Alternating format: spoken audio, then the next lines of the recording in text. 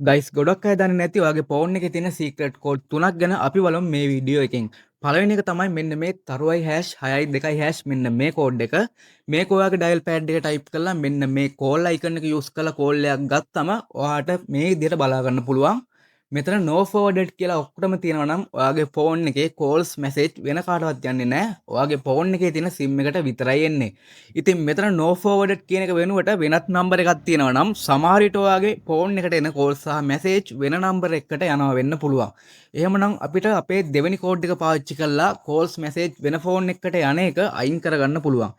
ඉතින් මේකට ඔයා ඔයාගේ ඩයල් පෑඩ් එකේ #22# ටයිප් කරලා කෝල් එකක් ගන්න. ඊට පස්සේ ඔයාට මේ විදිහට බලා ගන්න පුළුවන්. ඉතින් දැන් ඔයාගේ කෝල්ස් මැසේජ් වෙන කාටවත් යන්නේ නැහැ. ඉතින් අපේ තුන්වෙනි කෝඩ් එක තමයි තරුවයි#0.6. මෙතනදී ඔයාට ඔයාගේ ෆෝන් එකේ එමි නම්බර් එකයි සීරියල් නම්බර් එකයි ලේසියෙන්ම බලා ගන්න පුළුවන්. මේකට ඔයාගේ ෆෝන් එකේ බොක්ස් එක හොයලා ඉන්න ඕනේ නැහැ. කෙලින්ම මේ කෝඩ් එක ගහලා එමි නම්බර් එකයි සීරියල් නම්බර් එකයි බලා ගන්න පුළුවන්.